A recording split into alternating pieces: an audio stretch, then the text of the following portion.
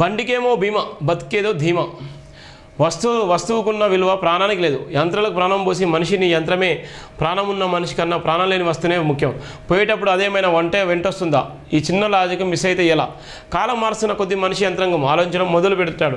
తన మనిషిని అనే ఫీలింగ్ మనిషి ఆరోగ్యానికి ప్రయారిటీ ఇవ్వకుండా ప్రాణం లేని వస్తువులకు, లగ్జరీ ఐటమ్స్కు, రిచ్ లివింగ్ స్టైల్ వెంటబడుతున్నారు. జీవనం లేని వస్తువులకు వేలకు వేలు తగలేసి బీమా చేయిస్తున్నాడు. కానీ తనకేమైనా అయితే ఎలా అని ఆలోచించడం మానేశాడు. లగ్జరీ గుడ్స్, కార్లు, బంగ్లాలు కొంటున్నాడు. కానీ అవేమైనా పోయేటప్పుడు వెంటొస్తాయా అని ఒక్కసారి ఆలోచించడం మొదలు పెడితే ప్రాణం విలువ నిజంగా ఇప్పటికైనా తెలిసేస్తుందనే నేపథ్యం ఉంటుంది. చాలా వరకు మనం దేని మీద, స్కూటర్ మీద, బైక్ మీద, ఆఖరి సెల్ ఫోన్ మీద, ప్రతి దాని మీద మనం ఇన్సూరెన్స్ కడతాం.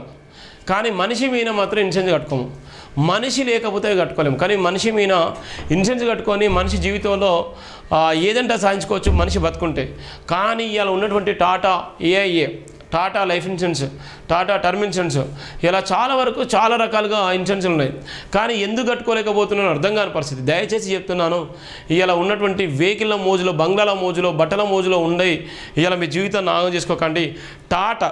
టాటా ఏఐఏ ఉంది, లైఫ్ ఇన్సూరెన్స్, అది టర్మ్ ఇన్సూరెన్స్. దానిలో ప్రతి ఒక్కరు కూడా మీరు భాగస్వాములు అవ్వండి. లైఫ్ ఇన్సూరెన్స్ మీ జీవితాన్ని కట్టుకోండి.